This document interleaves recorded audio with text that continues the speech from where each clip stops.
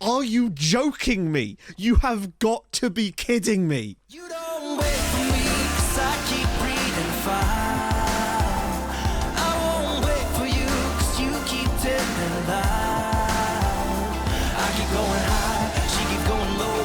At the end of the day, she's gone. But you don't wait for me, 'cause I keep breathing fire. And you keep telling lies. Hi guys, welcome back to another episode of Outcasts to Icons with me, a man who's just, I'm on the edge these days. If you have enjoyed the series, of course, up to this point, drop a like on the video. That tremendously helps out and all that jazz. So, I mean, I just thought you'd like to see Dinko Pavlich just because he's so good, so damn good.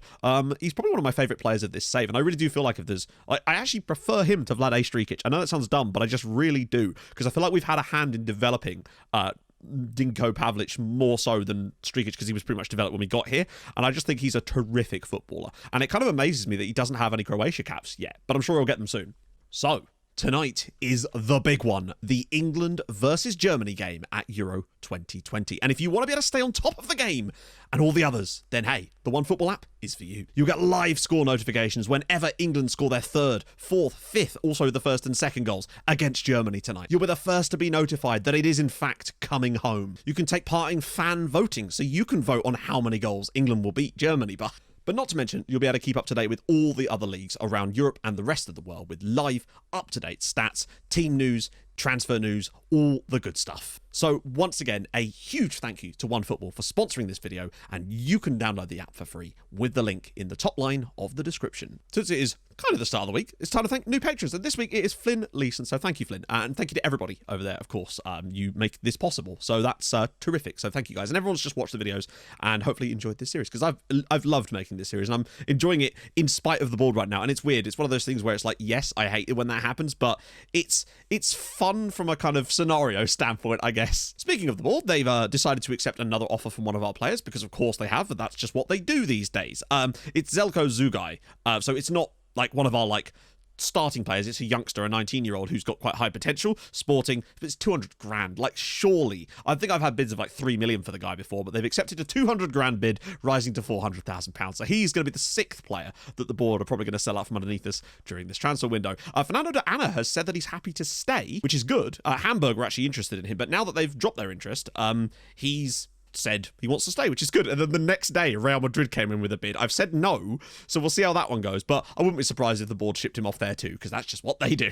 In other news, Dinko Pavlich has bought himself a ride-on lawnmower to deal with the grounds at the house that he's just purchased.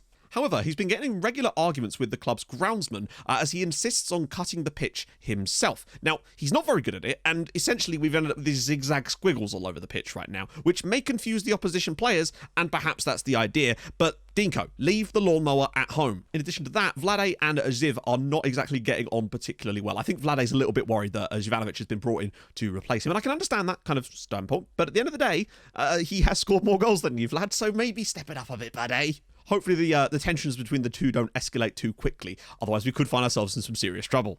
So, obviously we've got Midtjylland today, but I have made some signings, sort of, but it just feels like, the problem is, we're so strapped for time that I thought we'd kind of already done our business, so I'd stopped looking in those areas, and I've kind of had to force myself back out there. First is Thomas Stroger. I told you guys about him last time. Now, really, he's just been brought in because he's solid physically, good-ish defensively, good tackling, solid marking, decent positioning. Doesn't really have a lot of the technicals, but mainly because I wanted to play backup on the right-hand side more than anything else. So most of the creativity on the right, in theory, will come from our right midfielder. He can, however, cover the left side because he has got a reasonable left foot as well. Just useful to have that bit of extra cover, I felt. And for 400 grand, I've also bought in Mikhail Slovak, who is a Slovak. I love it. He's called Mikhail Slovak, and he's from Slovakia. He's only 16, but he joined us from Slavia Prague.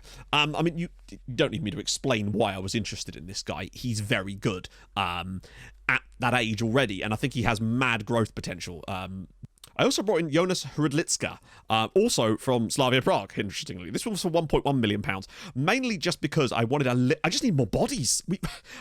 It's genuinely been the case. I just thought we don't have enough depth anymore, and another left-sided option wouldn't go amiss. Now, I am looking at a guy on loan from Athletic, which would be a much, much bigger deal.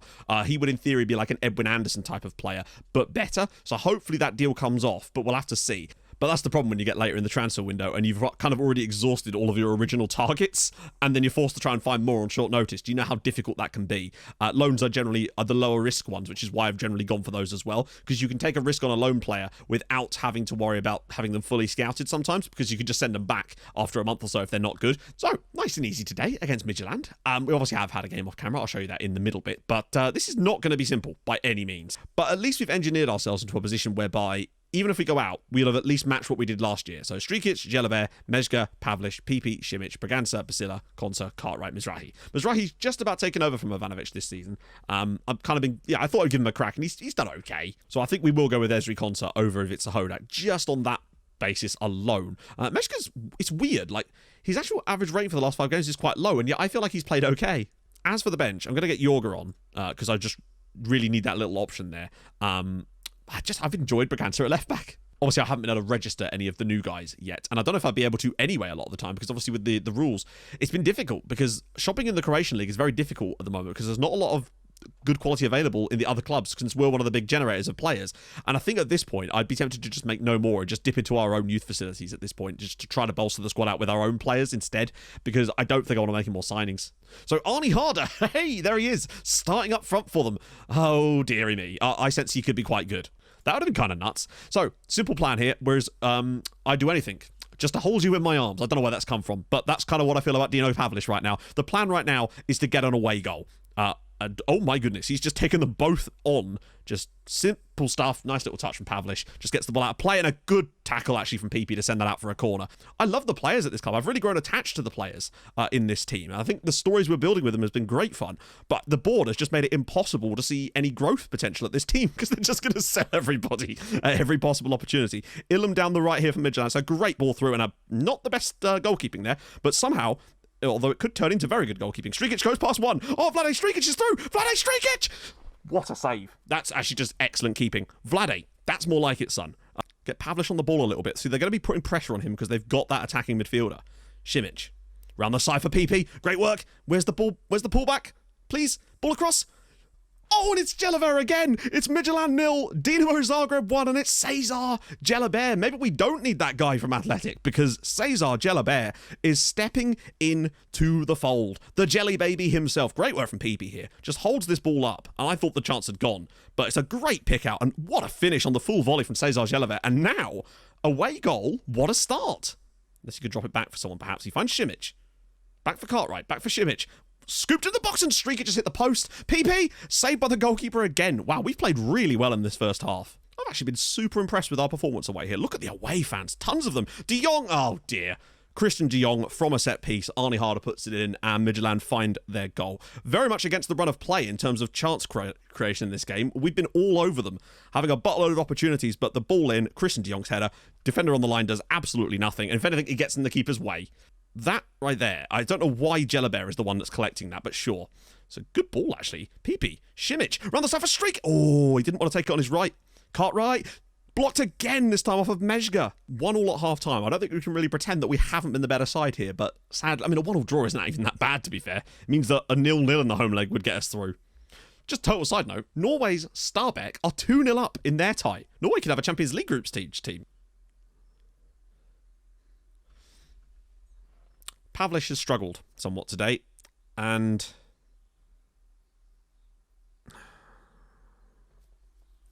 yeah, 2-1 to Midtjylland. I wasn't even commentating because I thought we had like more space than that, and Pavlish has had a really, really poor day. It's a terrible pass to Basila, but I didn't realise we were so pushed up, and now it's 2-1 to FC Midtjylland. It's a great finish from Cunha, but oh, we've played quite well. Damn it. But Pavlish has just not been on it. This is the worst he's played for a while. But still, we're not done yet. And we've still arguably been the better side in this game. But it doesn't matter, because the better side, at the end of the day, is the one who scores the goals. And we need to do that. Strikic goes past one man. Good stuff. Drops it into the box for PP. Takes a touch. Oh, that should have been a chance. Well, it was, but still. Still feel like there's something in this game for us. If we could pull out a 2-2 draw or something, that would be very, very good. But, I mean, even a 2-1 defeat isn't the... Whoa. Gee. Never mind. The jelly baby is getting himself sent off now. Sort of the last thing we needed, really. Braganza, though, with the ball in from a corner. And Basila's on the end of it. It's cleared off the line. It literally, like, oh, that's, yeah. Managed it fairly well. Created chances. Just haven't taken them. And it's really come back to bite us here. and we've given up 2 poor goals. But when you, like, at one end, our player is distracting our goalkeeper and stopping him from clearing it off the line. At the other end, their player is doing a wonderful job and clearing it off the line. That is, I guess, kind of the difference in today's game, really, between the two sides. Konsa, Strikic, is there one last pass? He's found Braganza out wide. He's the only option on the left now at all. Strikic, blocked. Petrus has got it. Oh, no! It's another terrible pass, but it doesn't matter. We've still got a chance. Unless we score from this, no. It's going to be FC Midtjylland 2, Dinamo Zagreb 1. We actually looked quite good even when we went down to 10 men. I think we played quite well for the most part. There's just those little mistakes that's cost us, and we couldn't take the chances when they came. And then the red card as well. We still didn't really even look that bad after the red card, if anything. But if we can play this well away from home against them, then think what we might be able to do at home, potentially. That's all I can really say. We do at least have the away goal, and I don't think this is done yet, so let's go find out. Right then, we're back.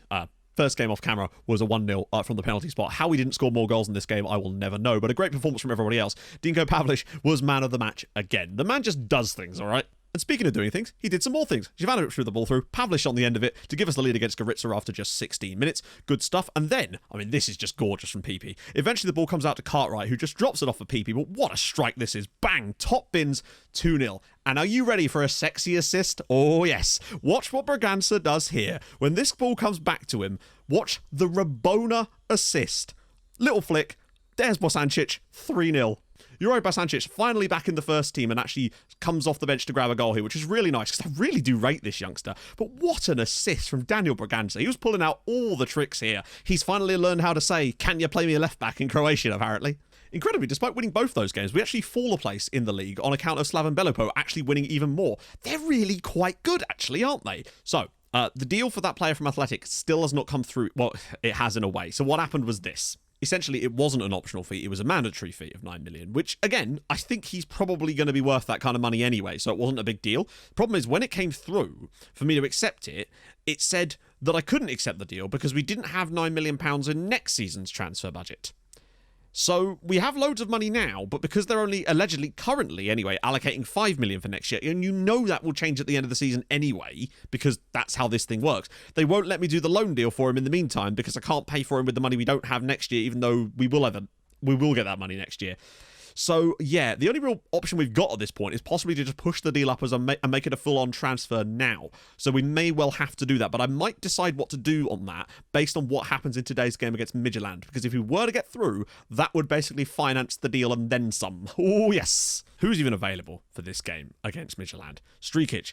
It's going to have to be Bakayoko because Jelabert is suspended, of course. Mezga, Pavlich, Petrus, I'm fine with that. PP is probably a bit on the knackered side after he had to play in the last game. But I'd rather have that be the case because at least that way Simic didn't have to play, and I think he's more important. Braganza, Priscilla, Konsa, and Cartwright, that's fine. Konsa, or do I want to go with it? Honestly, I'm tempted to go with Ivica Hodak for today because he's played better lately, and him and Basila have got a nice partnership, and he does seem to be slightly improving over Esri Konsa, who might be slightly declining. I'm going to put Bosancic on the bench, though, because I genuinely really like the kid. I've also moved Glavash up into the first team as well, just because we may as well have an extra option in there since we don't have Tony Mihailovic no more. But I feel like if we play as well as we did in general in the first game, we win, right? Oh, just not sure. I mean, a 1-0 win. That's all it would take. 1-0. Somebody, just be a hero. Watch us now play like absolute garbage in this game, despite playing really well in the away match. Pavlich again. Can he have a good game? Mezga. Bakayoko is into the box. He's through. Good strike. Well blocked in the end by De Jong. Bakayoko. He's got a bit of height, does Bakayoko, and Braganza's given him the space. He's going to go alone, though. Now finds Braganza. Ball in. Strikic couldn't quite get there, and that's actually not the end of the world, though, because Basila's there. The pressure's definitely building, to start with. Mezga. All around the side for Braganza. He's into the box again. Maybe a foul on him or something. No, get back in the box, Daniel. Now he's into the box. Bakayoko. Good block. Oh, that's going to get cut out by Bakayoko here, surely. He's got Vlad. Please use him. Oh, he's gone for goal. Too far out for that, Vladdy. Oh, that's a good touch for Ilham. Oh, he's gone around the man. He's gone around the man, and that's going to be... Oh, big save from Mizrahi. First thing he's had to do, really. Drops it short for Strikic, who's coming to a nice position there. Petrus! Oh. Wow, I thought that was dipping in. Half-time, I mean, we've maybe just about edged it, but not to the same levels we were in the first game, annoyingly. There's 4 bodies in there, and he's got Cartwright for support. And nice bit of build-up, actually. Cartwright keeps going. Petrus! Strikic! Oh, God! What is it with us in these ties? Start to ping that ball around a little bit more. Simic. Round the side for Strikic again. Goes for the right-footed shot, and it's well saved by the goalkeeper again. Oh, we've been so good in this second half. We just need 1 goal. A 1-0 win is all it would take to sneak us into the Champions League group stages. And we played well over both legs, annoyingly. This is not like last time. We've been the better side. Braganza.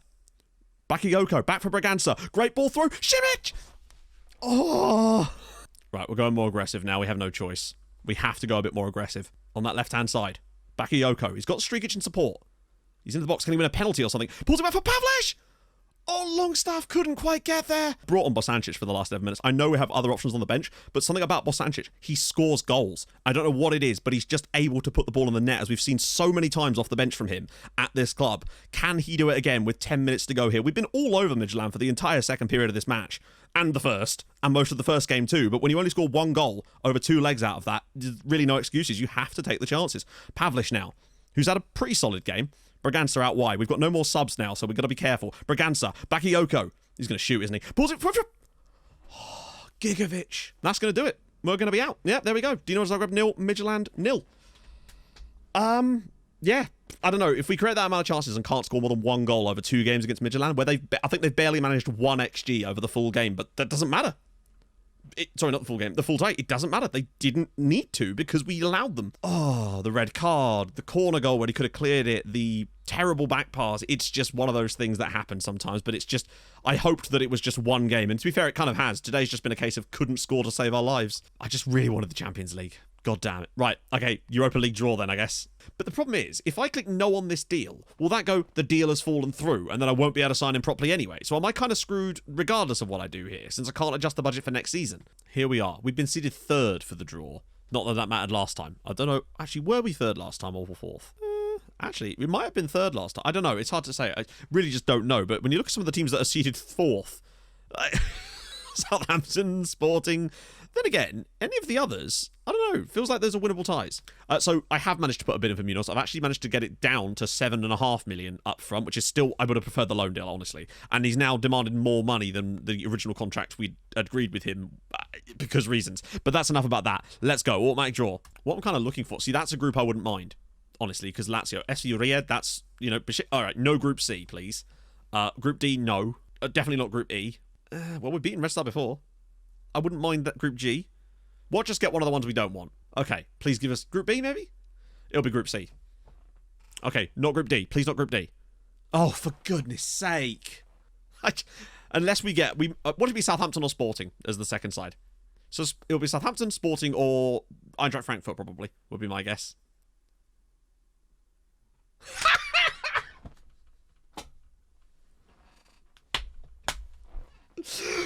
Are you joking me? You have got to be kidding me.